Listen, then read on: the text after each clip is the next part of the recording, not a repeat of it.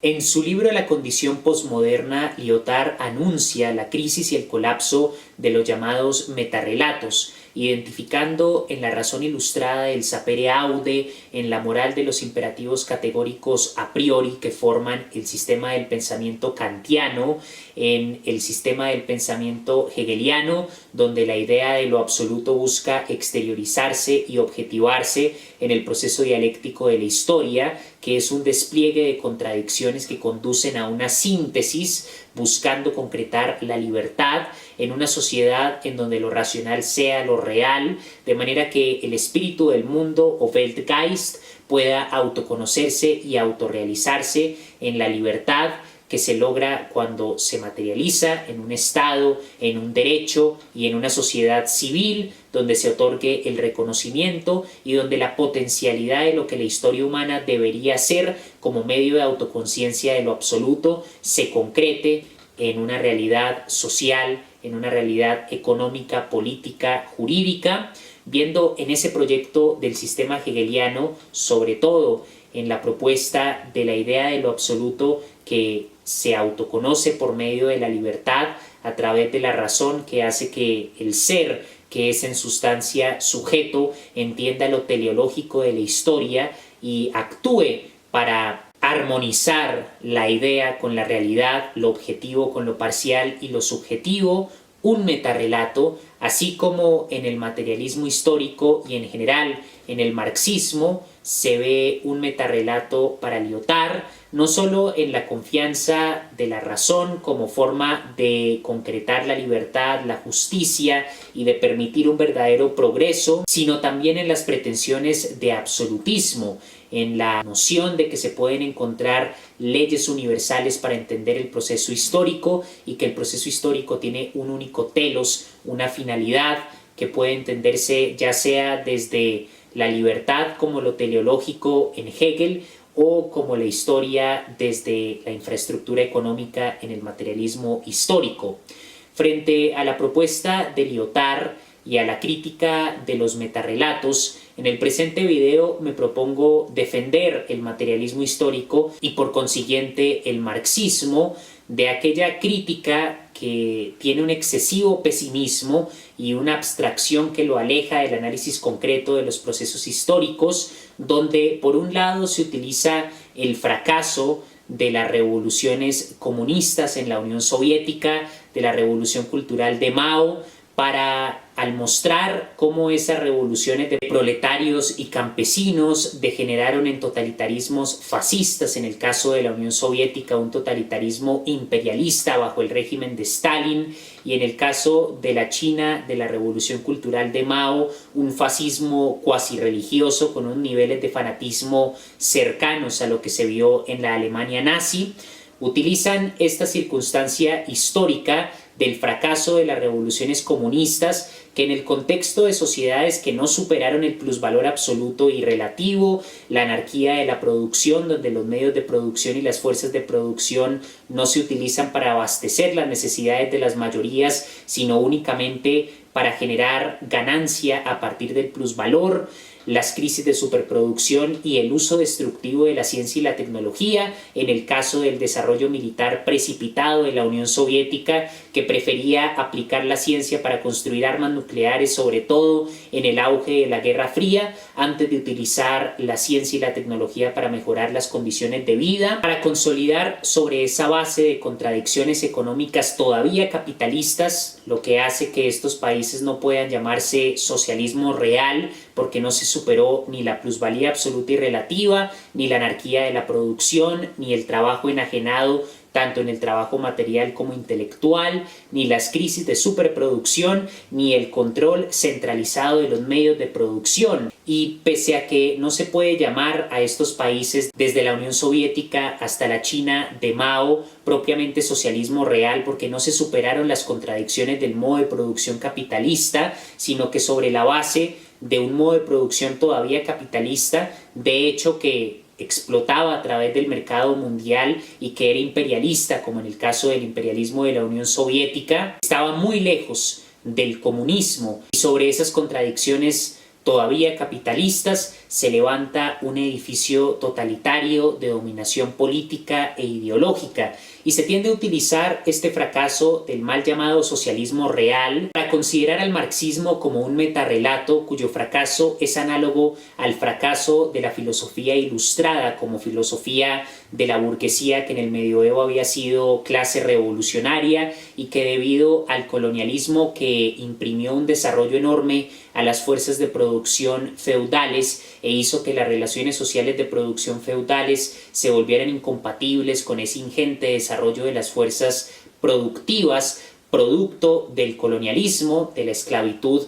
implementada para la primera acumulación mundial de capital, lo que permitió el surgimiento del capitalismo, en función de cómo esas ideas ilustradas, humanistas, que se levantaron sobre la base del empoderamiento de la burguesía como la nueva clase dominante, fracasaron por el horror de la Revolución Francesa, porque se tenía por un lado los discursos del humanismo y por el otro las guillotinas que ejecutaban a diestra y siniestra a la orden de los jacobinos, recordando ese discurso de Robespierre donde la virtud se dice que es impotente sin terror y el terror sin virtud se dice que es nefasto, justificando por lo tanto el año más violento de la Revolución Francesa. Entonces, la crítica del fracaso del metarrelato en términos posmodernos de la razón ilustrada en función de la violencia concreta e histórica que aconteció, por ejemplo, en la Revolución Francesa, y que abre un abismo de contradicción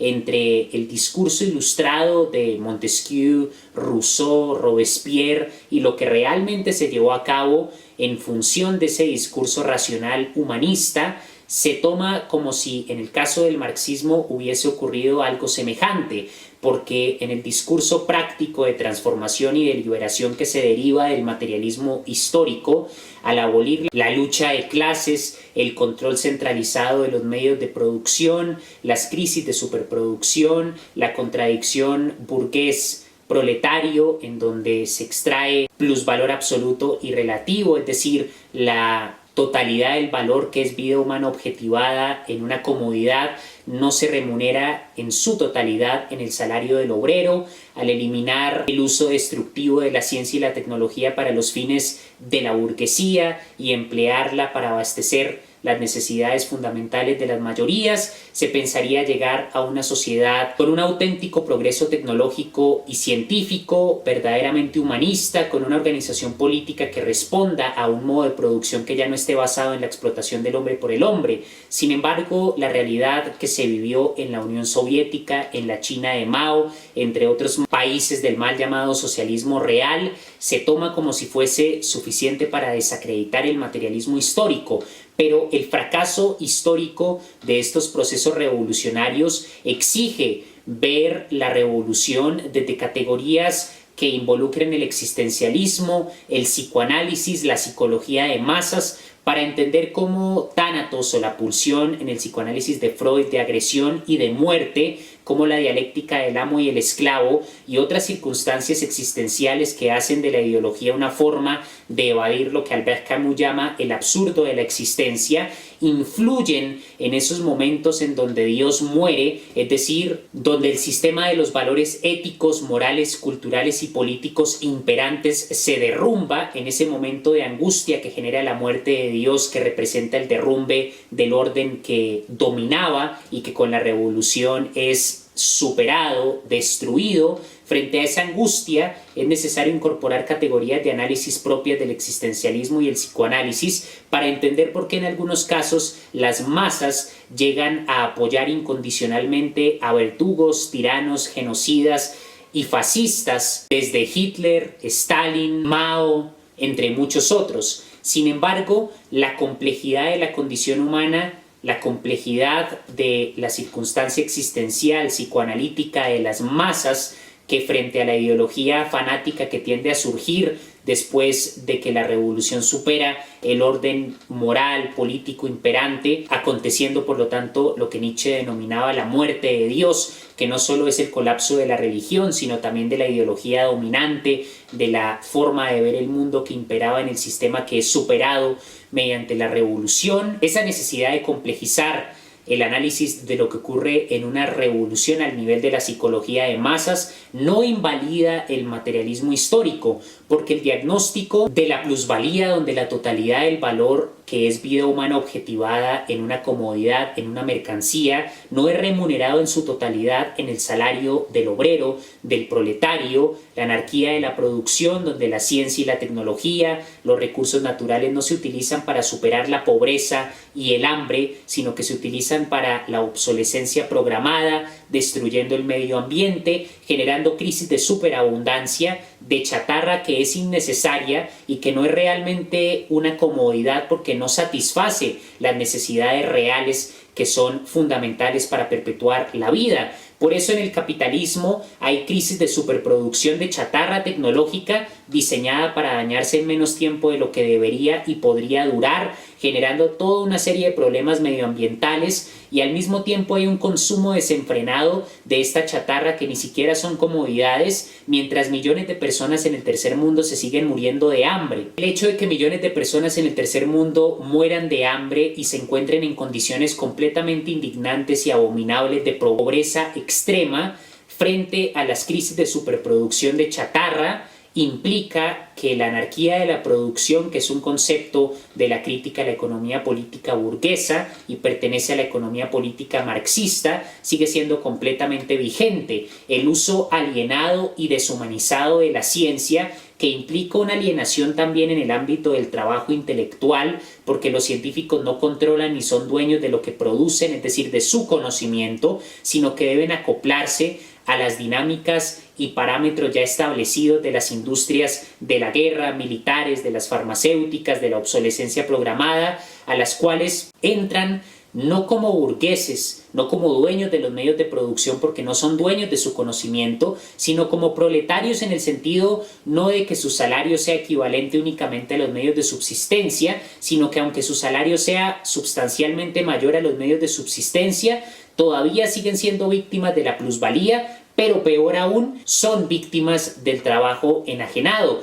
porque su conocimiento es utilizado para la guerra con o sin el consentimiento de los científicos que trabajan en esas industrias. Si no dieran su consentimiento, entonces serían sacados de las relaciones sociales de producción que se aplican para la industria de la guerra, para las farmacéuticas, y serían científicos que deberían trabajar en el campo de la investigación universitaria sin tener oportunidad de trabajar en la industria, porque cuando trabajan en la industria deben necesariamente adaptarse y aceptar las leyes y las normas que regulan la producción deshumanizada y completamente enajenada en el ámbito tecnológico e industrial. Es un problema que compete tanto lo epistemológico como las prácticas sociales involucradas en la creación y en la aplicación del discurso científico. Todas estas circunstancias, la plusvalía absoluta y relativa, la explotación neocolonial en el mercado mundial, donde los capitales tecnológicamente más desarrollados sacan plusvalor de los capitales tecnológicamente menos desarrollados de la periferia,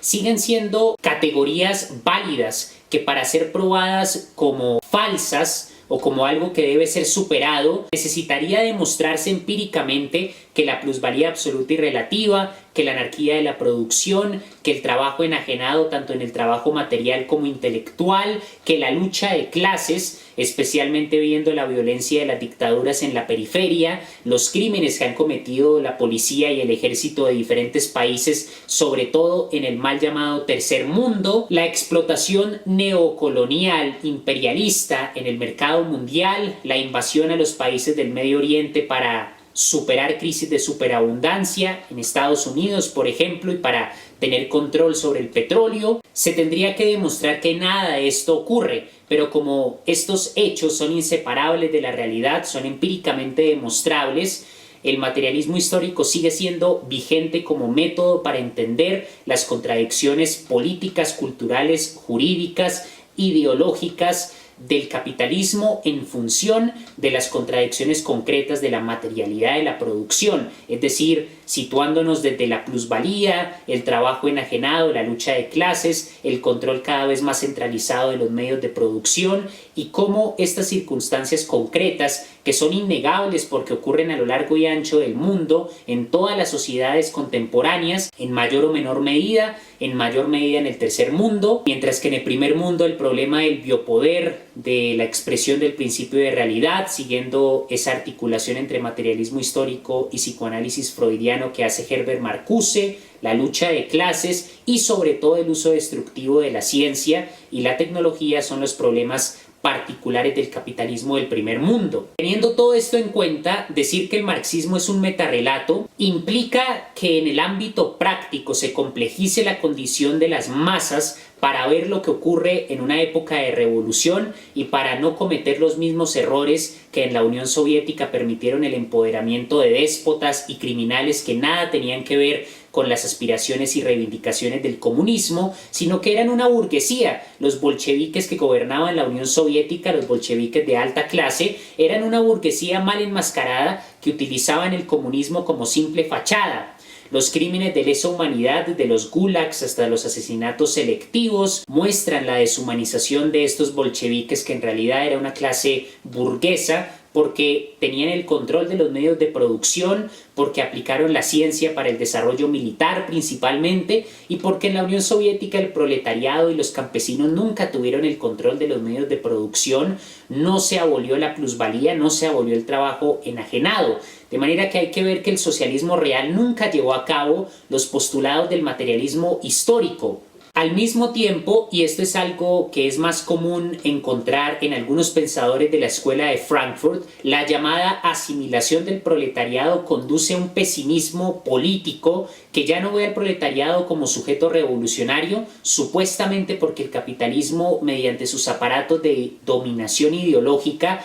ha asimilado a la clase trabajadora. Sin embargo, hay que ver que desde la destrucción del anarcosindicalismo en la España revolucionaria a manos ni siquiera de Franco, porque todavía Franco no había hecho su golpe de Estado, sino por una república mal llamada comunista que estaba al servicio del Kremlin, que ordenó, como lo muestra Chomsky en Apuntes sobre el anarquismo, la disolución violenta de las colectivizaciones anarcosindicalistas, pasando por la persecución y violencia contra el movimiento obrero, tanto de proletarios como de los intelectuales que los apoyaban en la Italia de Mussolini, pasando por la violencia de la dictadura latinoamericana desde Pinochet, Videla hasta Uribe y Fujimori, las cientos de miles de víctimas de las dictaduras latinoamericanas, de los regímenes tiránicos en África, han, mediante el uso de la violencia, evitado, truncado el desarrollo y la lucha y las reivindicaciones políticas de los movimientos sociales, por lo que antes de hablar del marxismo como un metarrelato,